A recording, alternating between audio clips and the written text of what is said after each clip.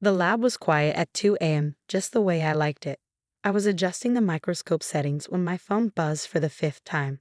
Michael again. I glanced at his message. Either come home now or don't come home at all. I stared at the screen, then at the cell cultures I'd been monitoring for 16 hours straight.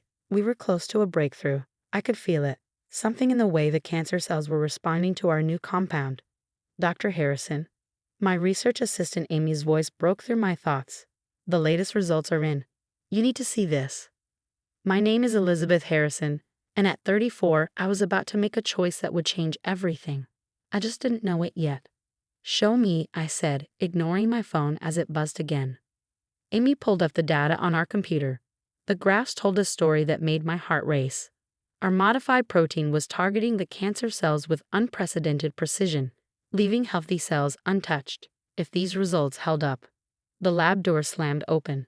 Michael stood there in his expensive suit, face flushed with anger. Really, Liz, again? It's our anniversary. I straightened up from the microscope, suddenly remembering the dinner reservation he'd mentioned this morning. Michael, I'm sorry, but you need to see this. We've had a breakthrough. I don't care about your breakthrough. He ran a hand through his perfectly styled hair. I care about having a wife who actually comes home, who shows up to dinner with my colleagues, who acts like a normal person instead of this. He gestured at my lab coat, my messy ponytail, the papers scattered across my desk. This is who I am, I said quietly. You knew that when you married me, my research. Your research is more important than everything else, isn't it? His voice was bitter. More important than me, than having a family, than living a normal life. Do you know what it's like, being married to someone who cares more about cells in a petri dish than their own husband? Amy shifted uncomfortably behind me. Dr. Harrison, I can finish up here if you need to. No, Michael cut in. Don't bother. I'm done. He pulled an envelope from his jacket pocket and tossed it onto my desk. Divorce papers. Jessica already helped me file them. Jessica. His secretary. The one who'd been bringing him coffee and batting her eyelashes for the past year. How long? I asked, though I already knew the answer. He had the grace to look slightly ashamed. 6 months. She's pregnant. The words hit like a physical blow. We talked about having children, but I wanted to wait until my research was further along. Michael had seemed to understand, or at least I thought he had. Jessica wants a real family, he continued. She's ready to be a real wife, not just a researcher who happens to be married. I picked up the envelope, my hands steady despite the trembling in my chest. Get out. Liz. Get out? After you left, Amy touched my shoulder gently. Dr. Harrison. I shrugged off her hand and turned back to the microscope. The results, Amy. Show me the rest of the results. That night set the pattern for the next year. I threw myself into the research, spending every waking hour in the lab. Our preliminary results attracted attention from major pharmaceutical companies, but I turned down their offers. This was my work, my vision. I wasn't going to let corporate interests water it down. The divorce was finalized quickly. Michael married Jessica 3 months later, posting happy family photos on social media. Him, her, their new baby. I didn't look at them. I had more important things to focus on. Our breakthrough came on a Tuesday morning, exactly 1 year after Michael had walked out. The modified protein wasn't just targeting cancer cells. It was destroying them completely, with minimal side effects. The implications were staggering. I called Dr. Chen, my mentor and head of the research department. Elizabeth, he said after reviewing our data, this is extraordinary. Have you considered what this could mean?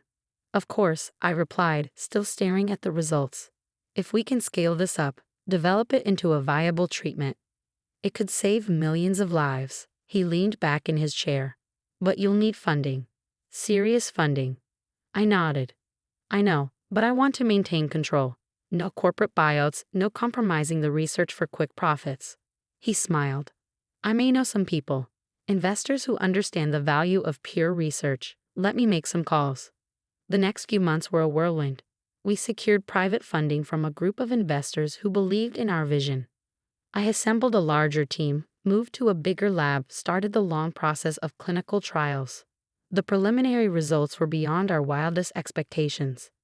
Patients who had exhausted all other options were showing remarkable improvement. Word spread through the medical community.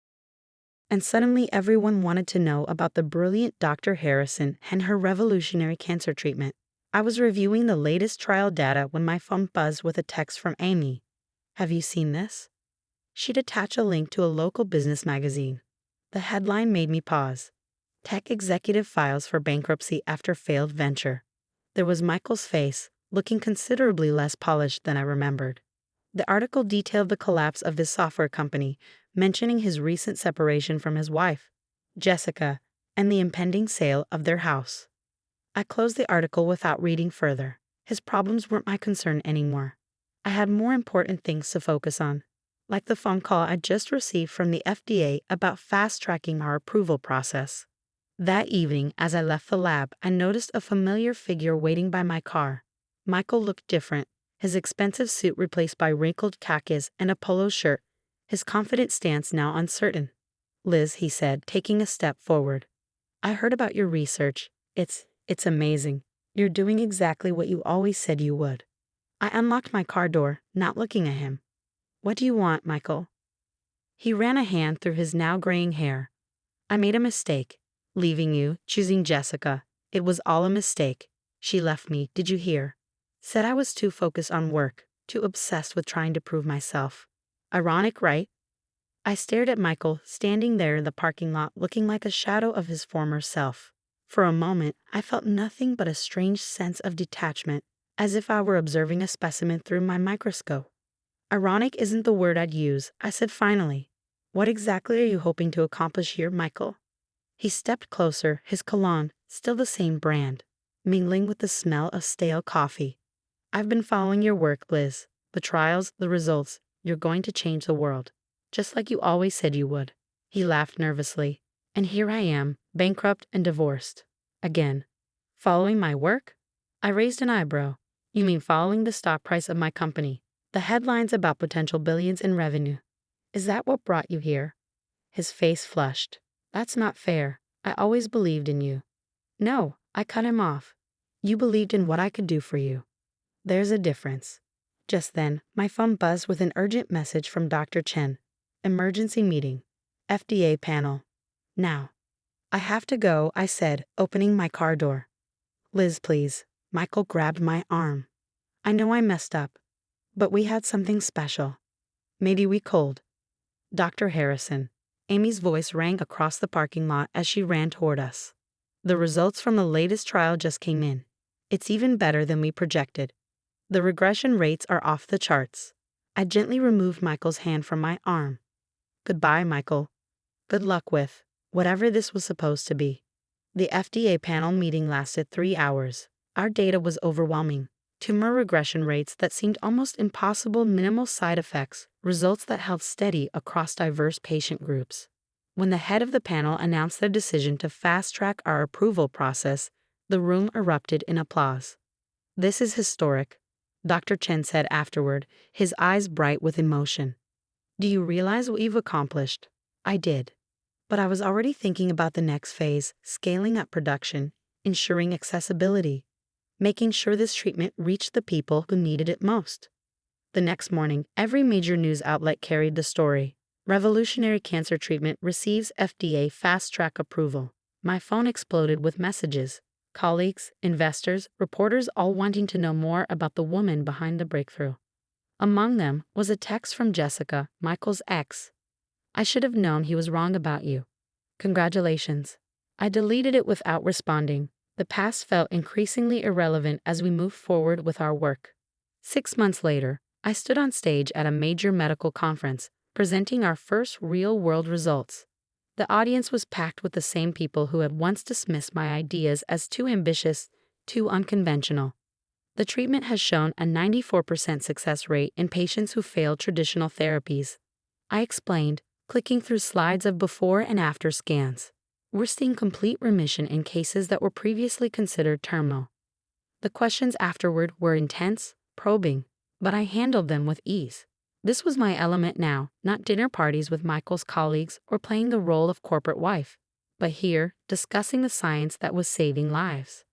As I left the stage, a reporter caught up with me. Dr. Harrison, Forbes estimates your company's value at over $4 billion. How does it feel to be one of the youngest self-made billionaires in biotech? I thought about Michael, about his obsession with status and wealth. The money is irrelevant, I replied. What matters is that we're helping people who had lost hope. That's worth more than any billion-dollar valuation. Later that evening, I visited one of our trial sites. Sarah Chin, a 12-year-old patient who had exhausted all other options, was celebrating 6 months of complete remission. Dr. Harrison. She called out when she saw me. Look, my hair is growing back. I watched her show off her new pixie cut, her parents crying quietly in the corner, and felt a profound sense of rightness. This was why I'd spent those long nights in the lab, why I'd chosen science over dinner parties, research over what Michael had called a normal life. The next week, our company went public. The stock price soared, making headlines and creating a frenzy on Wall Street. But I was in the lab, working with our team on improvements to the delivery system.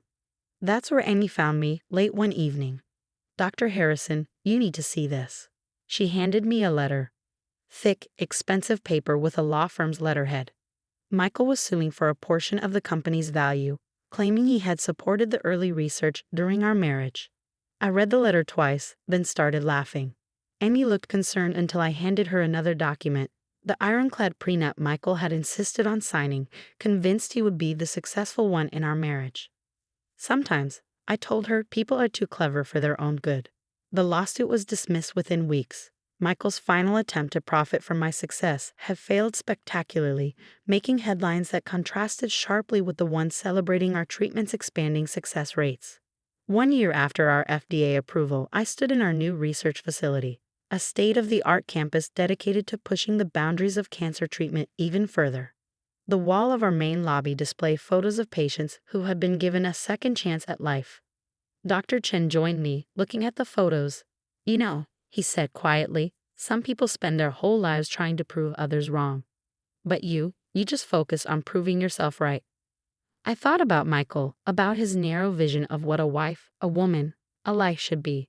I thought about all the nights I'd spent in the lab, not to spite him, but because I believed in something bigger than dinner parties and social status.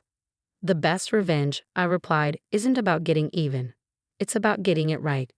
That evening, as I worked late in my office, I received one final email from Michael. I'm sorry, it read. I was wrong about everything. I didn't respond. Instead, I turned back to the research proposal on my screen, a new project that could potentially extend our treatment's effectiveness even further. Success, I had learned, wasn't about proving critics wrong. It was about staying true to your vision, even when others couldn't see it. It was about changing lives, not collecting accolades. And sometimes the most powerful response to those who doubted you isn't words at all. It's the quiet revolution of proving that they never understood your potential in the first place.